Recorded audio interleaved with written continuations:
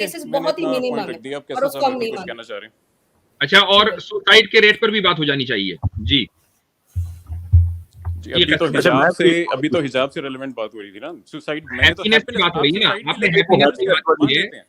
आप हैप्पीनेस मुफ्ती की साहब, बात ये की है हैप्पीनेस इंडेक्स के बारे में मैं एक दो बातें पूछना चाहूंगा। मैं जी वेट कर रहा था कि आपकी बात खत्म हो जाए जी। और उख्ती की भी।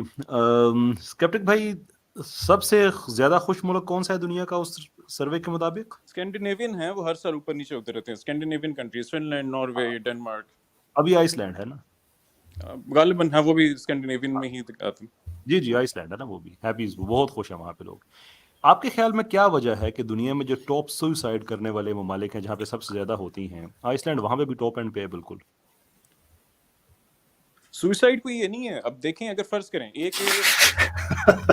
चले आप पहले हंस ले पहले आप हंस ले। यार टची, इतने टची, ये दिन ब दिन टची क्यों होते जा रहे हैं? देखना, सुसाइड की बात चल रही है, देख नहीं, लेना। अभी मैं जवाब देने से पहले अगर आप हंसेंगे फिर तो वो फिर एक तो अपनी हंसने पे पाबंदी नहीं, हैप्पीनेस की बात, और ये हैप्पी भी ना हो।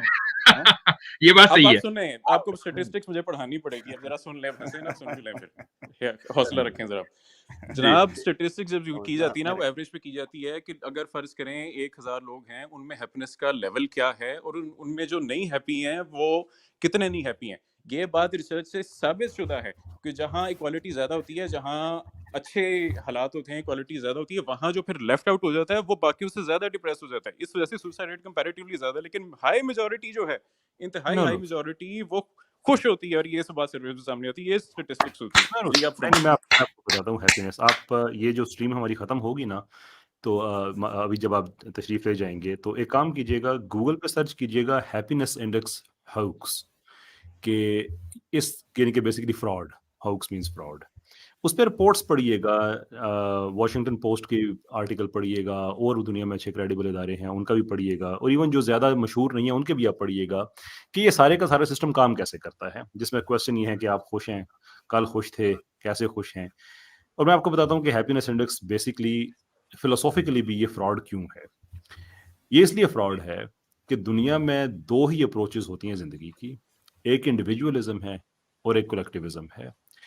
एक इंडिविजुअलिज्म के माशरे में रहने वाले पे आप वो सवाल करें जो कलेक्टिविज्म के माशरे वाले के हैं, तो कलेक्टिविज्म वाला उसको जिन चीज़ों का जवाब दे के कहेगा कि हाँ मैं इनसे खुश हूँ, उसके ऑलमोस्ट एग्जैक्ट ऑपोजिट जवाब आएगा आपको इंडिविजुअलिज्म वाले से। मिसाल के तौर पे कलेक्टिविज्म सोसाइटी है, उससे आप पूछें, वो जो भी है, वो मुसलमान हिंदू, उसको आप छोड़ें, आप उससे पूछें कि सुबह उठ के माँ बाप के लिए अगर तुम्हें नाश्ता बनाना हो तो क्या खुश होगे? हम कहेंगे एब्सोल्युटली ब्रिलियंट। वही जाके आप जॉन से पूछें, आइसलैंड में, मैनचेस्टर में, यूके में, कहीं और जगह पे, वो कहेगा टू हेल विद मी, अपना बनाए ना, मैं क्यों करूं, काम वही है। लेकिन खुशी का म्यार अब कलेक्टिविस्ट माशरे वाले लोगों के लिए और हो गया, इंडिविजुअलिज्म वालों के लिए और हो गया। तो इसलिए ये बाय नेचर फ्लॉड आइडिया है कि आप दो तरह की अप्रोचेस वालों के लिए एक तरह के ही सवाल आप बनाएं, और सवाल भी उनसे ये है कि आप खुश हैं, कल खुश थे, ये थे, without even defining the term happiness कि वो है क्या। तो फिर उस पे इतना बड़ा आपके पास एविडेंस कि जैसे हैप्पीनेस की आपने बताया ना कि इंडेक्स है, बिल्कुल ऐसे ही इंडेक्स है हमारा इसका क्या सकते हैं। और आप तो स्पिरिचुअलिस्ट आदमी हैं, आपको पता है हैप्पीनेस वालों में कोई स्पिरिचुअलिज्म के बारे में कोई क्वेश्चन नहीं होता, mostly self perceived materialistic ideas ही होते हैं, उसके अलावा और कुछ नहीं होता। लेकिन अगर वहाँ पे आइसलैंड भी खुदकुशी करने वालों जो ममालिक ज़्यादा हैं, यानी कि उनके टॉप एंड पे ज़्यादा लोग खुदकुशी करते हैं, then there has to be a question. और मैं आपको एक मज़े की बात बताऊँ इस पे, ये भी अपनी रिसर्च में ऐड कर लीजिएगा। आपने मैस्लो की हायरार्की ऑफ थ्योरी पढ़ी है? हायरार्की थ्योरी ऑफ नीड्स आपकी नज़र से गुजरी हो किसी शायद। ज़बान में पढ़ी हुई है, लेकिन मुझे कोई खास याद नहीं है। ठीक। उसमें बेसिकली अब्राहम मैस्लो ने कुछ मटेरियलिस्टिक चीज़ें दी हैं कि इंसान की जो ज़ात की तकमील होती है, सेल्फ एक्चुअलाइजेशन जो होती है उसकी, वो उस वक्त होती है जब उसे food, sexual need, affection, shelter, खाना पीना, सिक्योरिटी, ये सब कुछ मिल जाए तो इंसान जो है वो किसी एक तरफ चला जाता है, आगे निकल जाता है। इनिशियल उसका जो आइडिया जो दुनिया में मशहूर है वो सेल्फ एक्चुअलाइजेशन पर रुक जाता है, लेकिन बाद में मैस्लो ने उसको अपडेट करके सेल्फ ट्रांसेंडेंस की बात की कि नहीं, इंसान सिर्फ सेल्फ एक्चुअलाइज नहीं करता बल्कि सेल्फ ट्रांसेंड करता है। सेल्फ ट्रांसेंड मतलब कि वो अपनी ज़ात से भी आगे निकल जाता है। जो इकबाल ने जो सितारों से आगे वाली बात की थी, Maslow almost cut into Iqbal's territory in that regard.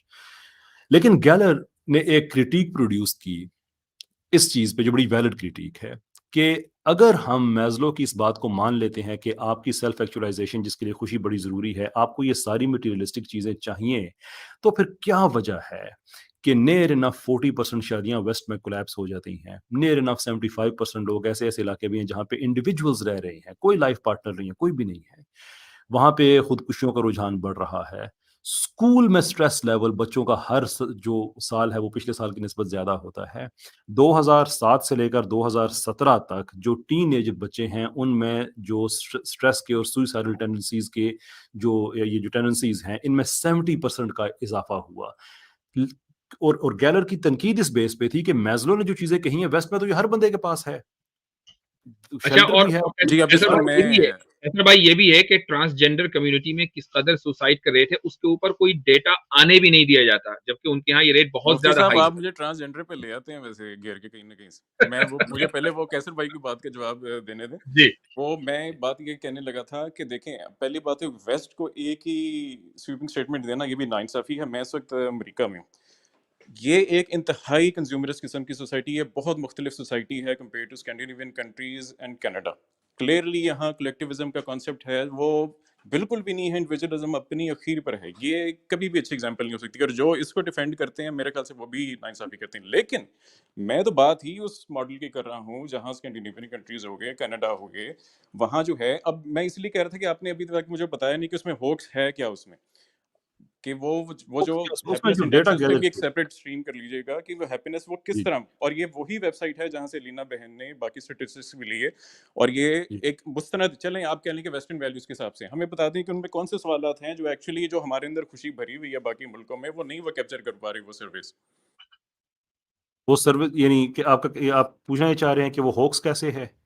जी जी अच्छा, एक पॉसिबिलिटी हो सकती है कि मैं अगर अपनी एक स्क्रीन एक थोड़ा मैं शेयर कर सकूं जी तो। जी जरूर।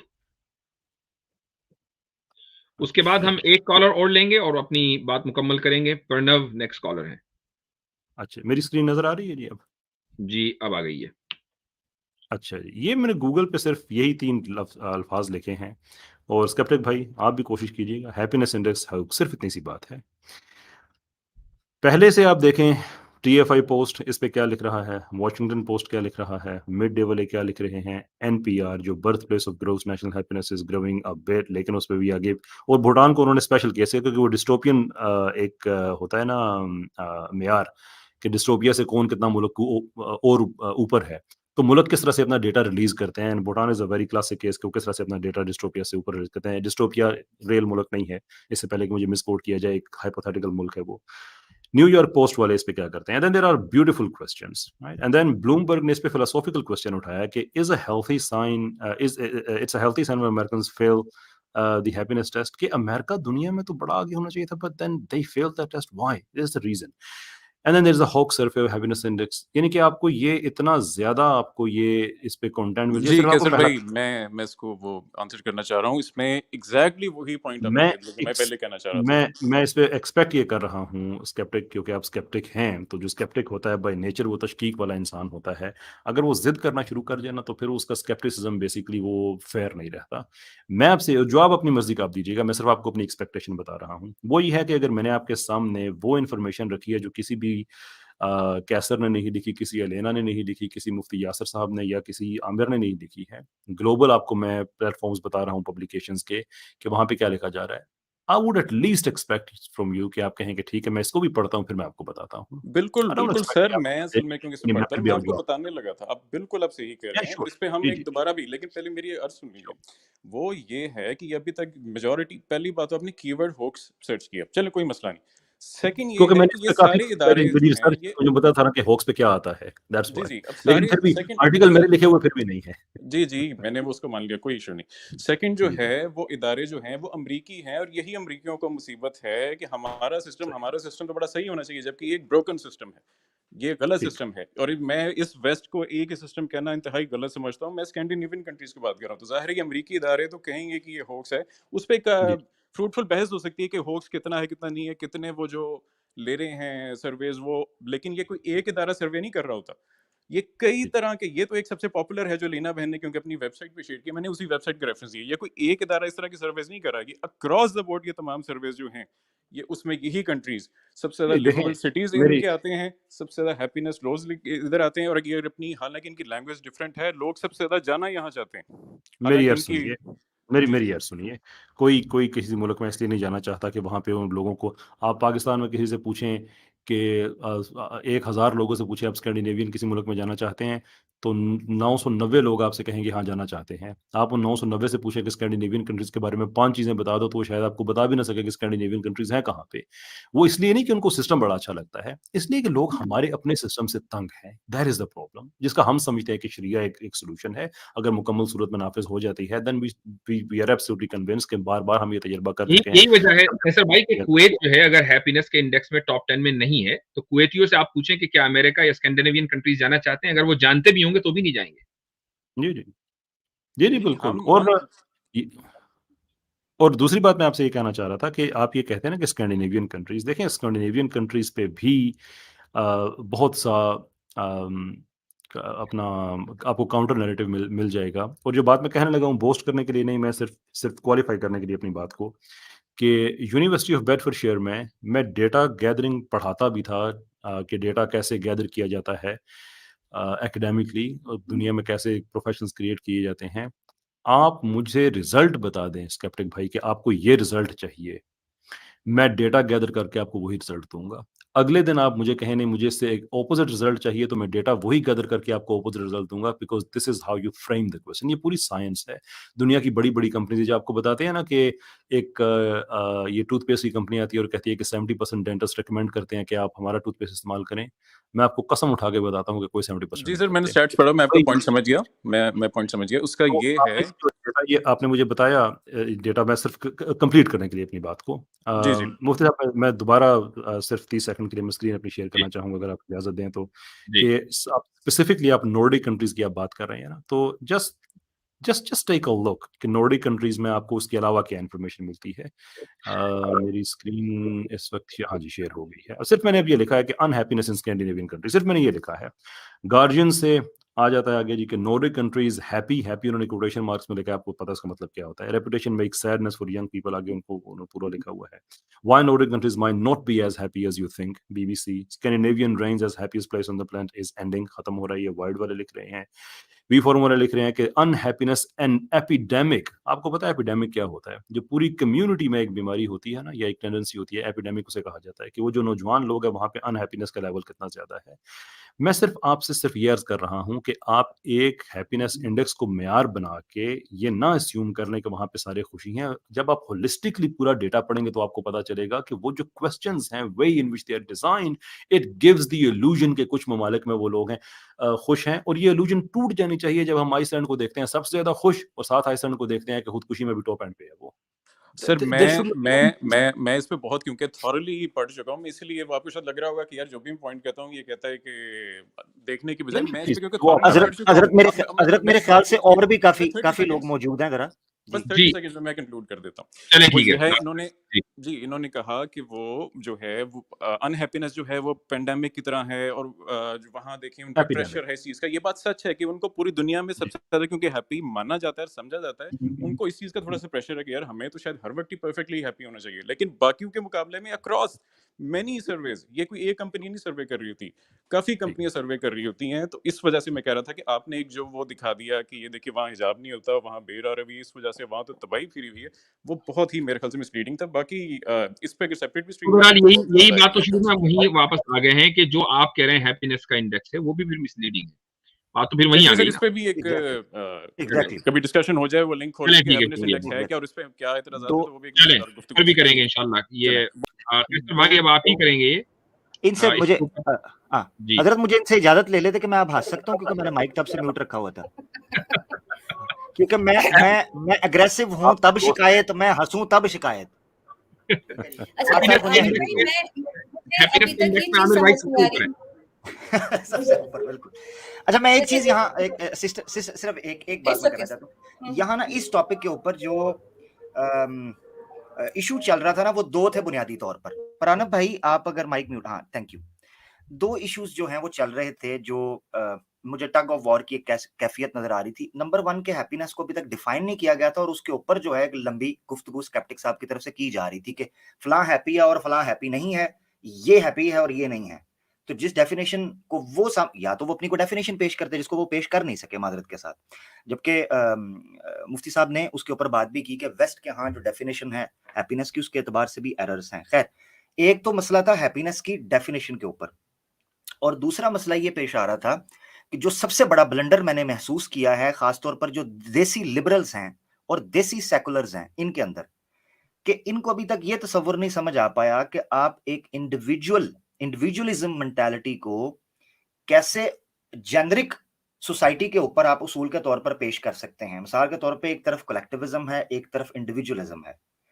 आप मान रहे हैं इंडिविजुअलिज्म को और उसको पेश कर रहे हैं कलेक्टिव सोसाइटी के ऊपर एक जेनरिक उसूल बनाने के तौर पर, यानी आप उसको एक एनालिसिस के तौर पर पेश कर रहे हैं। जबकि खुद आप उस बंदे से पूछें तो दो बंदों में इत्तेफाक नहीं होगा एक चीज के ऊपर, कि दोनों बंदों में से जो दो, यानी इन हैप्पी सोसाइटीज में से दो बंदों को पकड़ के पूछें कि तुम्हारा खुशी का मेयार क्या है, तुम्हारा क्या है, तो दोनों कयामत तक उस चीज का जवाब नहीं दे सकते।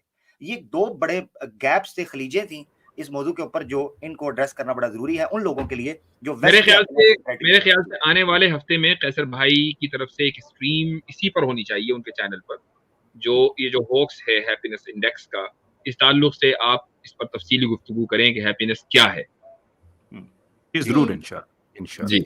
अच्छा, हमारे एक पॉइंट रखना चाहूंगी, जैसे इन्होंने कहा कि हैप्पीनेस इंडेक्स जो है वो भी करेक्ट है और जो मैंने स्टैट्स पेश किए वो भी सही थे। तो जब दोनों ही सही हैं तो इसका मतलब क्या हम ये आखज कर सकते हैं कि खुशी खुशी रेप होते और खुशी खुशी डाइवोर्स होते? वो क्या कहना चाह रहे थे, उनकी तो बात ही मुझे समझ नहीं आई कि वो हैप्पीनेस को प्रूव करते हुए और बाकी चीजों को निग्लेक्ट कर रहे हैं कि रेप्स वहां पे हाईएस्ट नहीं है, डाइवोर्स हाईएस्ट नहीं है, अबॉर्शन हाईएस्ट नहीं है।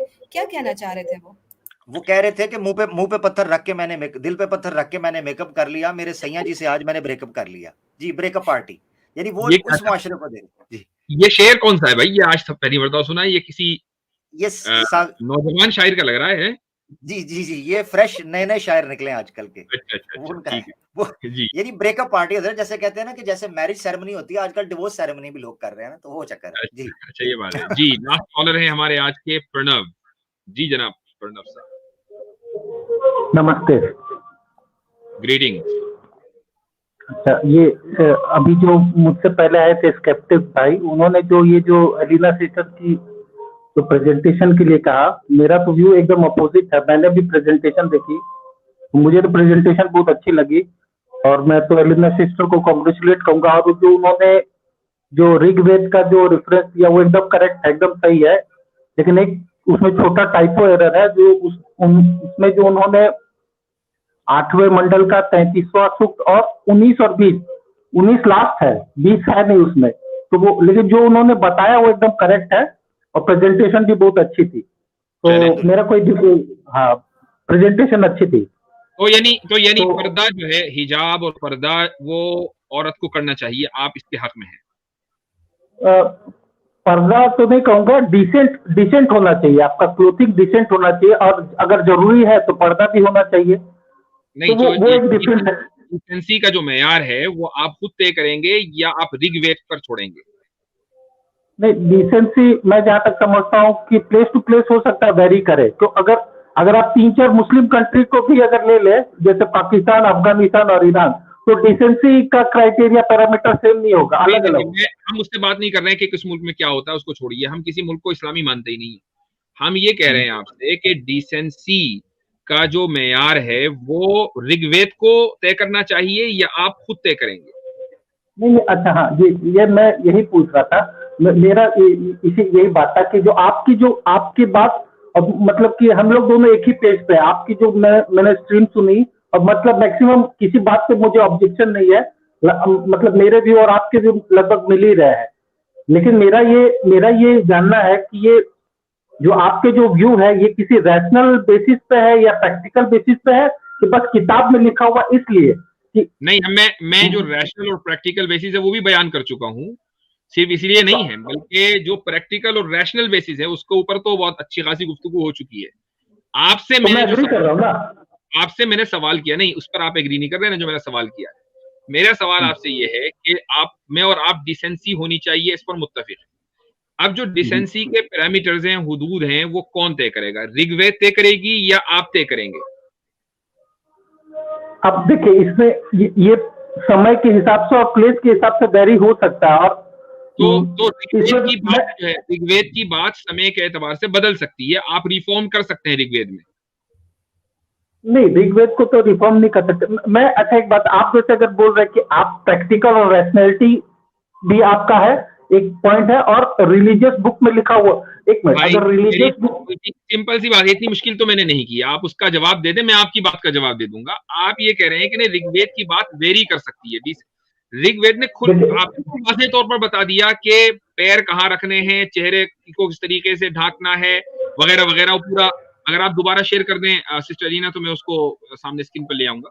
तो वो सारी बात जो है वो ऋग्वेद ने कर दी है, ये आ गई है। तो अब आप इसको तय करेंगे कि ऋग्वेद की बात बिल्कुल सही और आज अप्लाई होगी, या आप इससे इख्तिलाफ करेंगे ऋग्वेद से। ये है, देखिए, ऋग्वेद में जो God made you women so that you shall lower your gaze. Do not look at men. Do वो not सही है। look at men. अच्छा, keep your वो- feet close cover. अच्छा, you hear and should not disclose the garment. तो आपके garment भी चाहिए, हाँ, वो Which- मेरे पास ऋग्वेद है, मैंने क्रॉस चेक किया, वो सही है। which should conceal with the veil. तो वेल भी होनी चाहिए। अब मुझे आप बताएं कि ये जो पूरी क्लियर वर्स है ऋग्वेद की, उसके मुताबिक आप डिसेंसी तय करेंगे, या आप अपने मुआशरे और अपने एतबार से करेंगे? देखिए, ये एक सोसाइटी का नॉर्म्स होता है, वो समय के। अब देखिए, अब जैसे भगवत गीता में अर्जुन ने अपनी मनोरी बहन से शादी किया था, तो अब आप बोलेंगे कि आज हिंदू भी करें। भगवत गीता की मैंने पहले ही कह दिया था कि मैं जब ऋग्वेद का हवाला देंगे ना, तो एक बार हम गीता को बचम करते हैं लोग। मैं सिंपल ये पूछ रहा हूं कि आप इस वर्ष को जू का तू लेंगे, या ये कहेंगे कि नहीं, हम इसमें वक्त के एतबार से चलेंगे, हम इसको जू का तू नहीं लेंगे? जस्ट हाँ या ना में जवाब दे दीजिए ना, क्या मतलब? इसमें जैसे लिखा हुआ है कि अपनी आंखों को लोअर करो, तो ये मुझे लगता है कि ये हर कंटेक्स्ट में सही नहीं। क्यों आपको क्यों लोअर करना है? ठीक है, ठीक है, बात सही है। आप ऋग्वेद से इत्तेफाक नहीं करते, दैट्स गुड। अच्छा, वेल गारमेंट को डिस्क्लोज करने से मना किया गया है, और उसके ऊपर वेल डालने, बुल्का डालने से का हुक्म है। तो क्या आप उससे एग्री करते हैं या नहीं करते? अगर किसी जगह पे जरूरत है तो करना चाहिए। इसमें तो ऐसी कोई बात नहीं लिखी। इसमें आप मेरा भी पूछ रहे हैं कि ऋग्वेद का पूछ रहे हैं? मैं आपकी ओपिनियन पूछ रहा हूँ ऋग्वेद की इस वर्ष के ताल्लुक से। इसमें तो कोई ऐसी बात नहीं लिखी, आपने कहां से ऐड कर दी? तो देखिए, आप मेरा अगर पर्सनल व्यू पूछ रहे हैं, तो मैं तो बड़ा फ्लेक्सिबल हूँ। मैं उस चीज को, रिलीजियस बुक के उस पार्ट को लेना चाहूंगा जो मेरे लिए प्रैक्टिकल है, मेरे लिए कोई आपको अच्छा लग रहा है, जो आपको अच्छा लग रहा है। तो इसका मतलब ये कि आपके नजदीक रिलीजन वो है जो आपको पसंद आए, बाकी रिलीजन की अपनी कोई इंडिपेंडेंट वैल्यू नहीं है ना? नहीं मुफ्ती साहब, अब जैसे आपका जो ये व्यू है, वो आपका एक प्रैक्टिकल और रैशनल बेसिस पे और बुक के पर बेसिस पे। तो आप जैसे बुखारी की 5855 में जैसा लिखा है, राइट साइड का जूता। मेरे सवाल का जवाब दे दीजिए, बुखारी 5 हो के 8 हो। मैं आपसे कह रहा हूँ कि आपके नजदीक रिलीजन वो है जो आपको पसंद आई, आपने क्लियर कर दिया है। There is no need to have further discussion कि जो आपको पसंद आए वो आपके नजदीक रिलीजन है।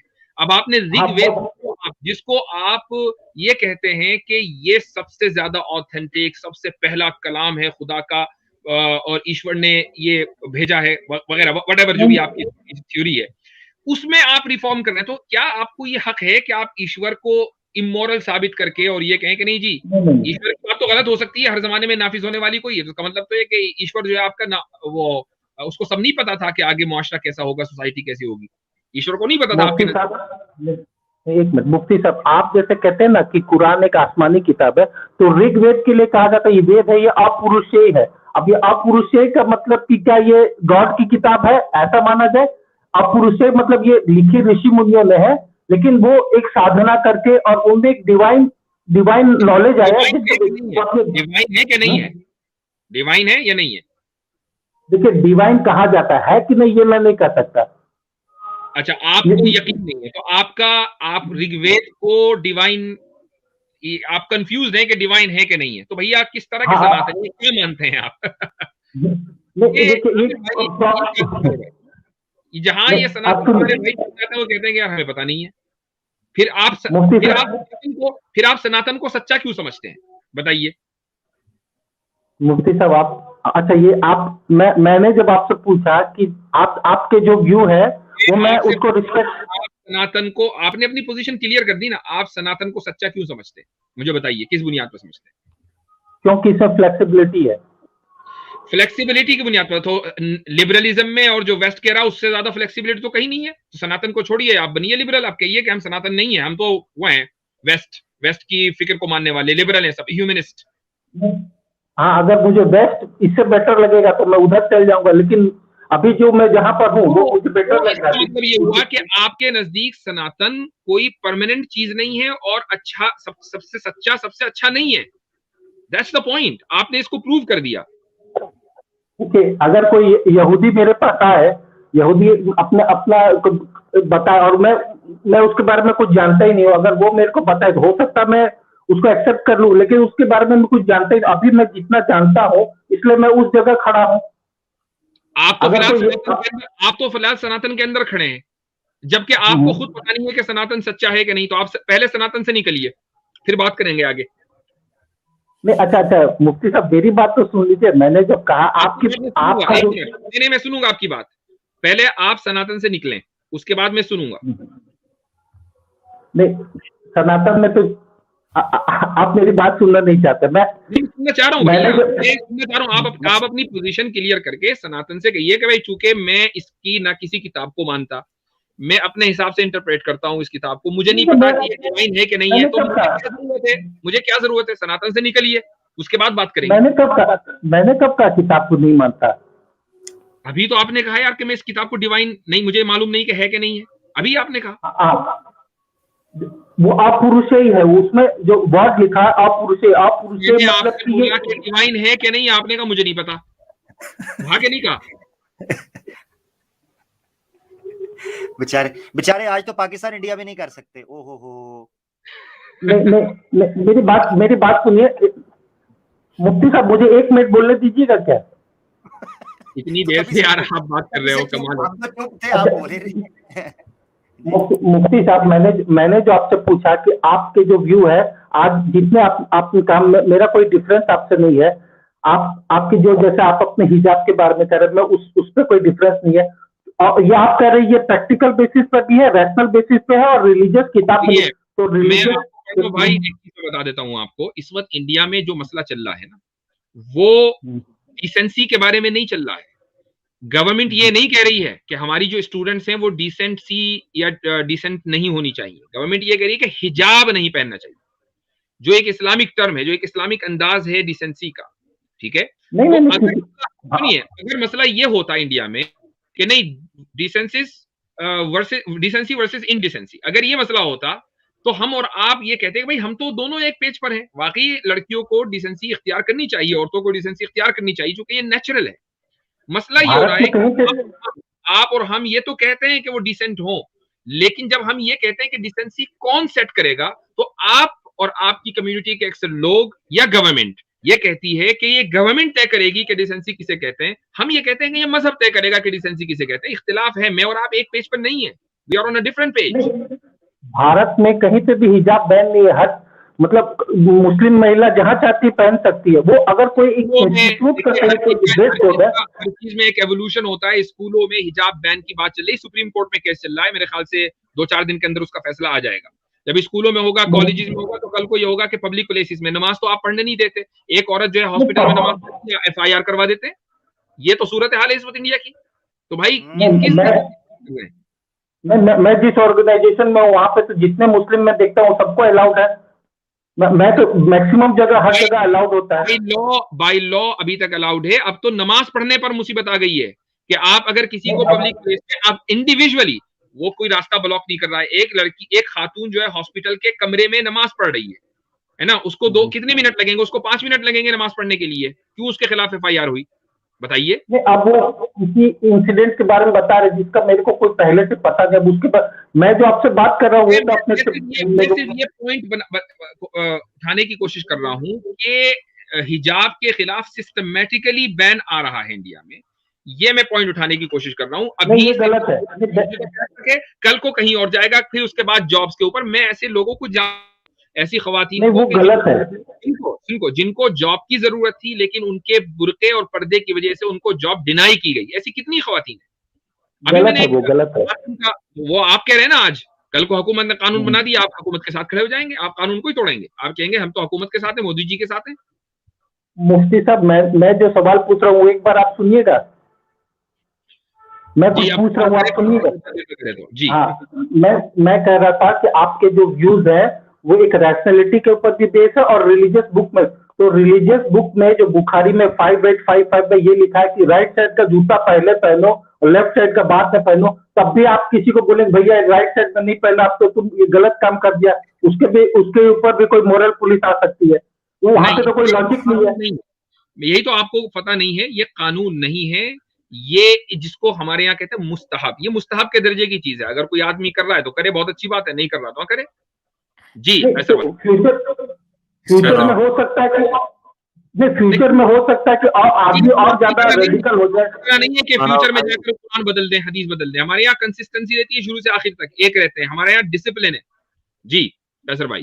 मुफ्ती साहब मैंने कई मुस्लिमों को देखा, मेरे भी मुस्लिम कई फ्रेंड है, वो मैं कई बार नोटिस करता हूँ वो कोई भी जूता कभी भी पहन लेते हैं। बीच में से निकलना ही चाह रहा हूँ। जी जी कैसर भाई।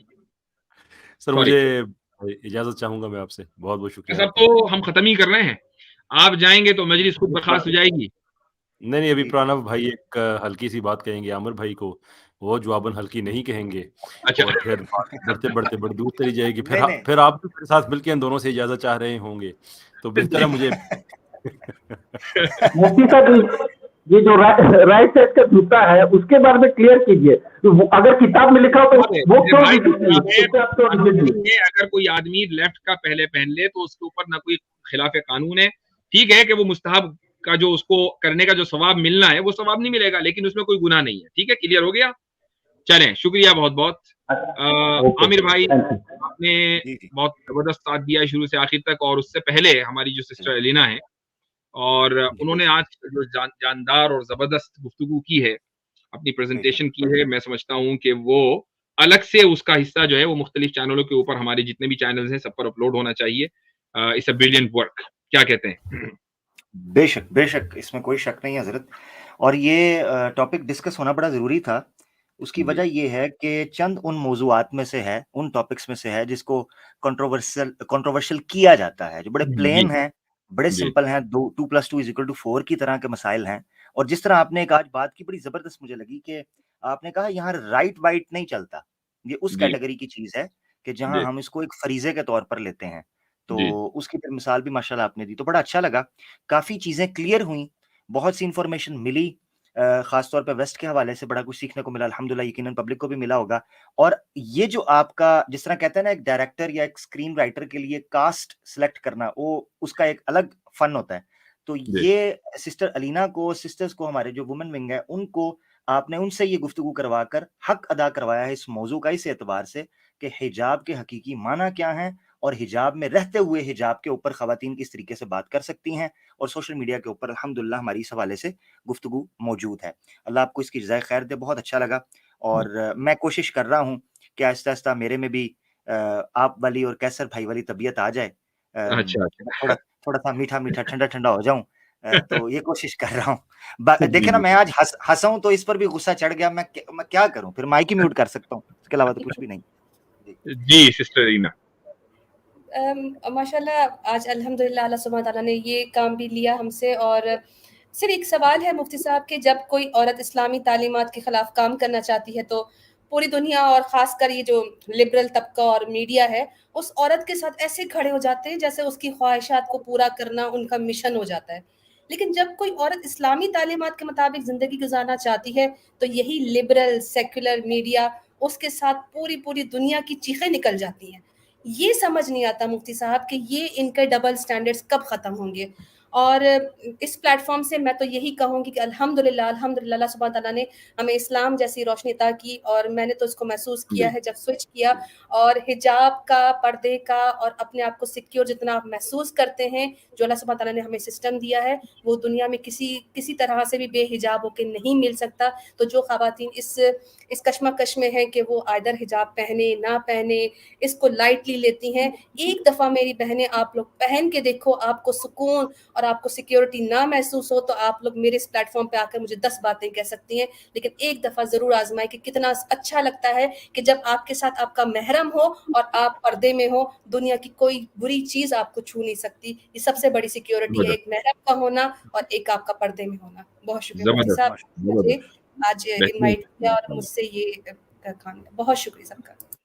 चलें, बहुत-बहुत शुक्रिया। आप हज़रात ने काफ़ी देर तक साथ दिया। कैसर भाई चले गए जल्दी, लेकिन आज माशाअल्लाह बड़े-बड़े लोग आए।